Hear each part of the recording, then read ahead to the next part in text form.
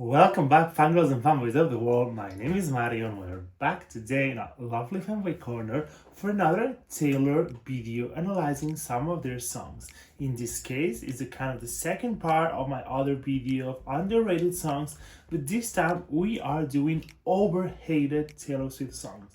These are songs that I feel like the fandom in general, and I'm not even sure if they gotten to be listened by the general public. But regardless, I feel like these songs get so much hate, and I simply do not understand why. There are a few songs here that I just can't even think of a reason of why they are hated, and some other ones I understand where the hate is coming from, like because it's very simple, because it's not deep, because it has been overplayed. But I still feel like those reasons are not justifiable. So even if it's the first case or the second one, I created a top 10. It's not exactly in order, but more or less, of songs that I feel should be not even more loved, but at least not hated, because they are not my favorite songs either. I mean, some of them, one or two are, but I think they should be respected at least. And then also two honorable mentions, just like the other day. And for the third part of this saga, I will do one, but it's a little bit more controversial, so stay tuned for that. In a few days, we will return to the regular pace of the channel, which is that BTS comeback has occupied a lot of my time. And I'm also a little bit disappointed with the Elizabeth Taylor music video. I'm not even going to react to that because it's just footage of Elizabeth Taylor. I mean, I understand she wanted to pay tribute to her, but she could have done something better. I was so excited for that MV, so we just have to wait for more content, and meanwhile do stuff like this that I hope you enjoy. So if you start to like my content, if you enjoy my company, don't forget to hit the subscribe button so that you don't miss anything that I will put out on the future. Let's go for the number 10. We start with a song from Speak Now that, since it was released, I've realized that people just started hating on it, and it's one of those that I still don't get why. Like, I cannot see a reason. And it's When Emma Falls in Love. I feel like this song, it's really beautiful. The melody and the instrumental, just when it starts, it already feels nostalgic and innocent.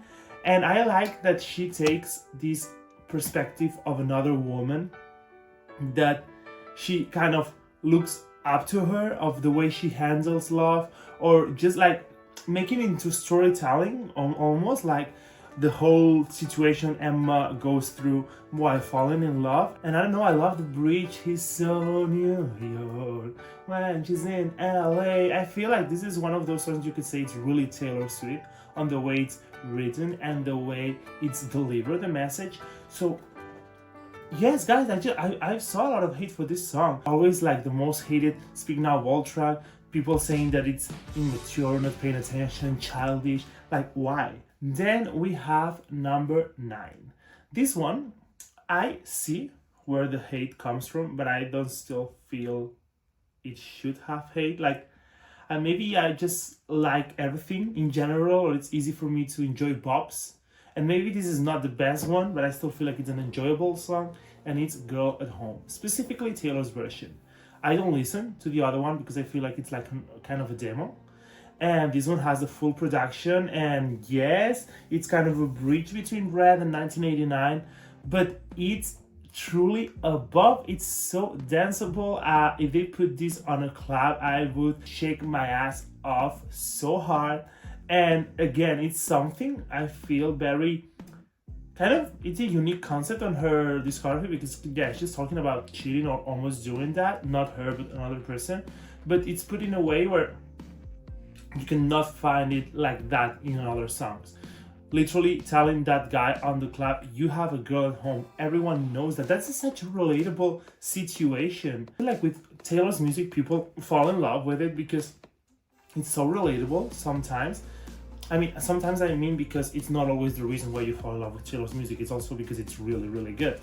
But people like these concepts when it's relatable. And this one, honestly, I've seen a lot of people going through this, and when the beat drops, don't look at me, you got home. And my personal favorite part is the I see you turning the phone. Like, I don't know, I like it so much. It feels so refreshing, and yes, maybe it does not fit Red. And as I said, just with like the same with Emma Falls in Love. This one maybe I understand why it's least loved.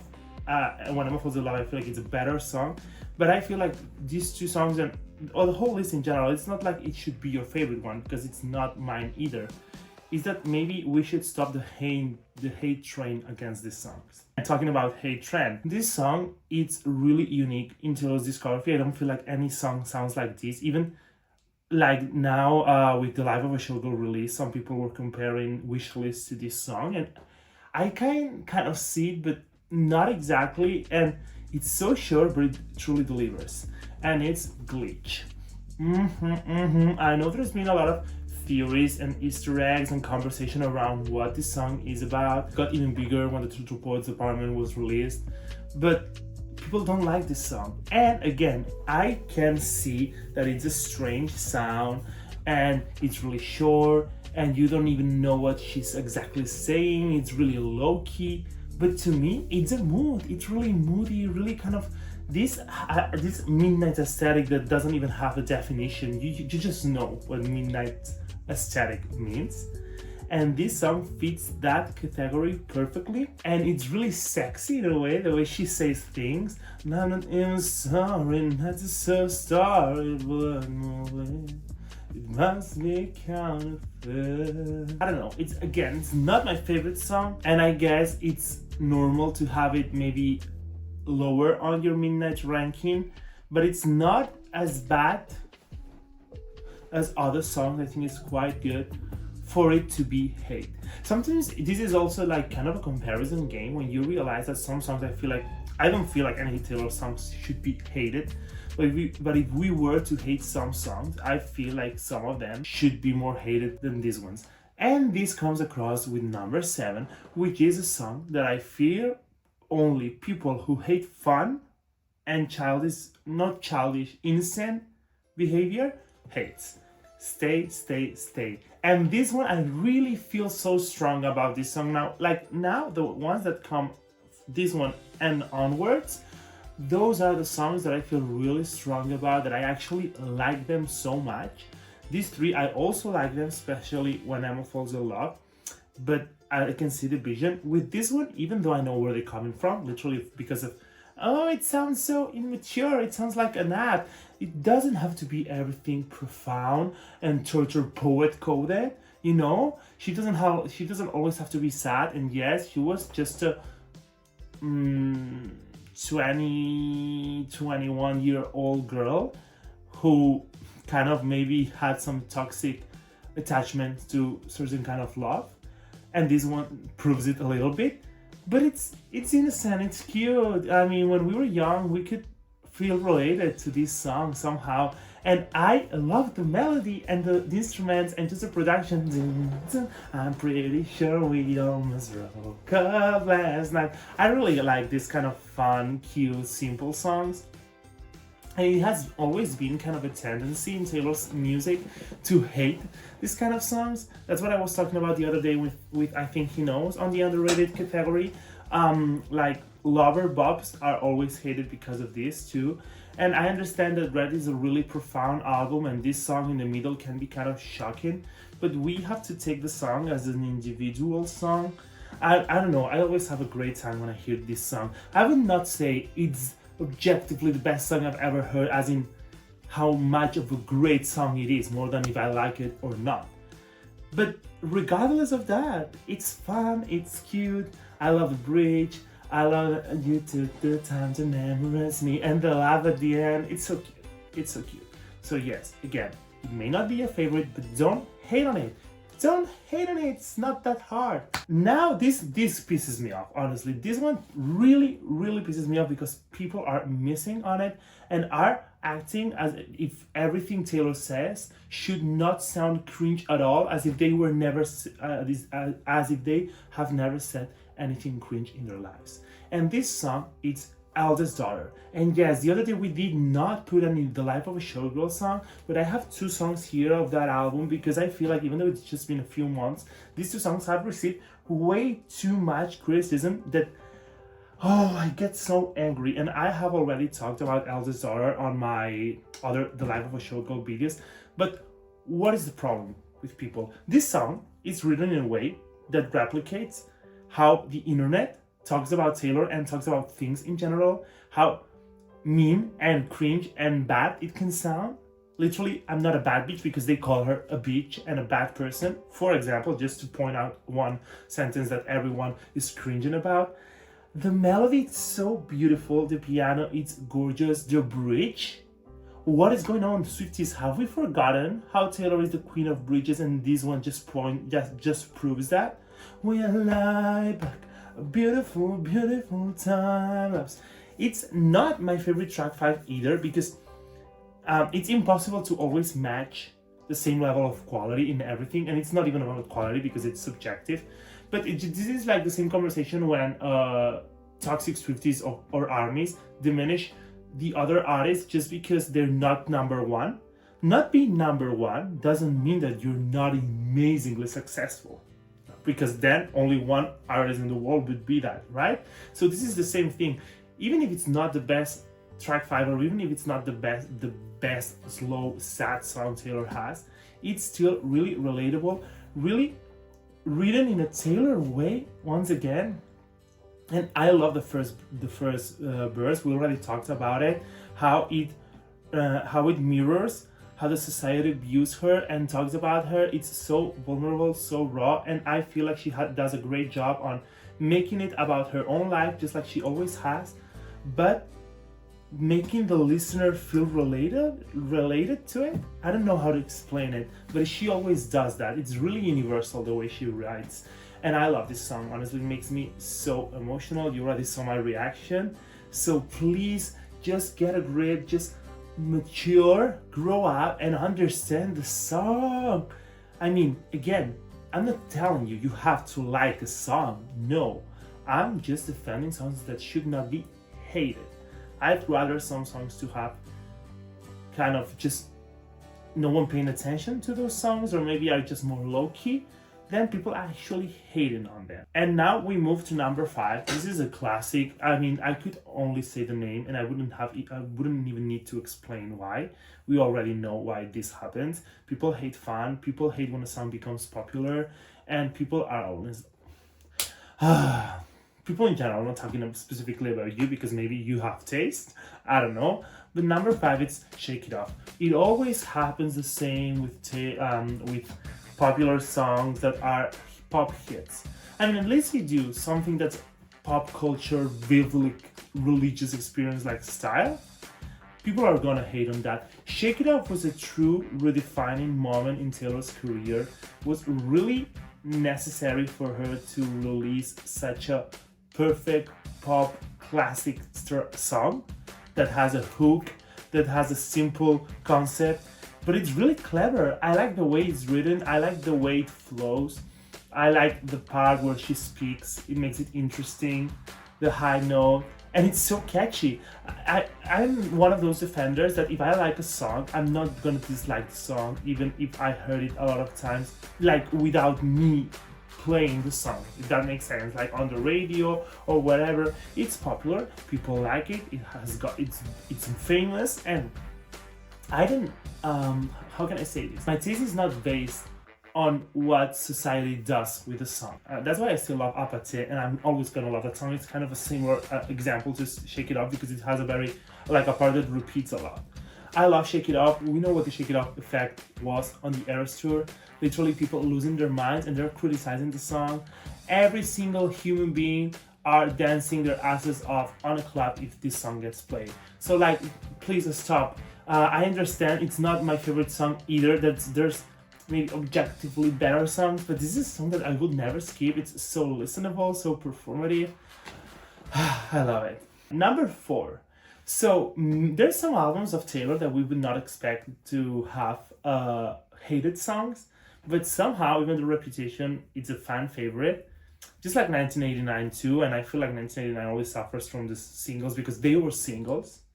Some of the singles, I mean, not all of them. While Reputation, I feel like it's not if it's a single or not, it's just that people decided to don't like a song, and that's it. It has remained like that always. There's a few ones I feel on Reputation, but this one stands out to me the most, also because I grew to love this song so much with time, and there's a difference between this one and So It Goes. So It Goes, it simply does not exist for people. That's why I put it in underrated. But this one, it's known, and people talk about it just because they shit on it. Like, they never praise it, and it's endgame. What do you mean, guys? What do you mean? I don't see your vision. I don't see how this song is bad. Maybe it could have been better only Taylor, we don't know. Maybe it could have been better only featuring Taylor, I don't know. I don't know because we don't have that version of the song. But this is like, it's so good. So good. I love the structure. I love the 3 raps so much. I honestly love Ed Sheeran's rap. And I love Taylor rapping. This is really different. It's really refreshing of her. And sometimes I think different things can scare people. But this is one of the songs I always play when I am on the street walking. It's so, like, it gets in my thoughts, and I imagine walking like a diva and performing this song in front of Taylor. What do you mean? I love the background vocals each time she does, I don't wanna touch you, I don't wanna be just another ex, you don't wanna see me. It's such a driving song, a night song, a clap song. Oh, it makes me so happy. I loved it since day one, but then something happened with me and I was like, wait a goddamn minute, this is really good, this slaps. I still don't understand why this was not a success. I mean, everything Taylor does usually is a success, but compared to other singles, this was not really strong, and I'm really curious. I was not there by that time, so I still don't know why people disliked that song back then. But now I feel like I seen that it's mainly because of the collab. I mean, I don't have an opinion on that. I just feel like everything Taylor does on this song, it's great. So I still like the others verses, so it doesn't bother me. We would love to see a solo version, maybe. But that's not a reason to hate a song. Moving on to number 3. This is the other The Life of a Showgirl song, and this one, among all my list, it's my favorite song of all these songs. It sounds amazing, and again, people are just missing the point and deciding that song is bad just because one lyric makes them cringe, honestly. This hate train was the biggest I've ever seen. Maybe not the biggest, no, not the biggest, but maybe the second or third biggest hate train on a Taylor Swift song. Cancel. You should be canceled because you don't like this song. What the hell? This song was on Reputation. People would be praising it like anything else. It's how it sounds, god damn it. The guitar at the beginning, the outro that's so ranty, can you see my infamy? Love's company, like the broken you, like the broken me. The chorus, the darkness on it, the bridge, that it has kind of 2 parts, and then it goes into a verse. This too by me by exoneration, or so if you can be good then just be better at it. It's so dark. It's the concept is so cool. People are cringing because of the Did You Go Boss Too Close to the Sun. What is the problem with that? I do not have a problem. Maybe it's because I'm not a native speaker. But even if it was a kind of a cringy lyric, I still can't ignore it because music, it's not only the lyrics. And Taylor music, it's not only the lyrics, it's also how it sounds. The production of this song is immaculate. And I love how she acknowledges that she doesn't fucking care about what people say about their surroundings, I mean people that surround her, about herself. She's gonna judge people on her own terms, and that is a really cool thing to say. People seem tired to Taylor talking about her being cancelled, but she's not even talking about that in here. She's talking about how she sees how media and public treats other people surrounding her. So I found it really interesting, and I love that spell in capital letters. I just love this song so much. It's on my first half top of the album. I could not get enough of it. I was so gagged when I first listened to it, and I cannot believe that it's this hated. Honestly, it just doesn't make sense to me. I try to understand it just like I did with other songs on the list. I can. Sorry guys, but it's so good. Number 2. This was going to be number 1, but I left number 1 for a song that is just incomprehensible, that it's so hated. But this one is arguably the biggest hate train Taylor has ever received for a song, to the point where she didn't even play it on the Eras tour. I mean on the set list. Number 2, it's Me. This is, honestly, this gets on my nerves. This is the same thing as Stay, Stay, Stay. People hate fun. I don't get it. This song is so cute. Like self-love, self-esteem. Promise that you never find another like me. It's so catchy, pink, bright colors, fun. Like she's just putting a message that can be relatable for anyone. And I feel like a lot of people in the general public do love this song because it's a classic pop song once again. I love how Brandon sings in here. Their voices sound so good together. The MV is such a pleasure to see. I love the last part when they intertwine their voices. But there ain't no INT, but you know it isn't me. This is another song I would never skip, honestly. The Me Hate, it's so first. Maybe it's not the best lead single, maybe it's not as strong as Shake It Off. I do get that, and Cool Summer should have been the lead single. I mean, that is something I will never understand. But again, that doesn't mean that this song is bad. I generally feel like people want Taylor always to be sad and sing like super depressing songs. Those are the ones that they love the most. You can have both of it. Honestly, it really makes me sick. And when I became a Swiftie and I started like watching the whole journey and stuff back in 2020, I was so surprised because it seemed like this era was so hated in general, and everything that it's not vulnerable on the album, people hate it. I don't see how hating this song takes you away from loving Cornelia Street or Dead by a Thousand Cuts or Daylight. You know what I mean?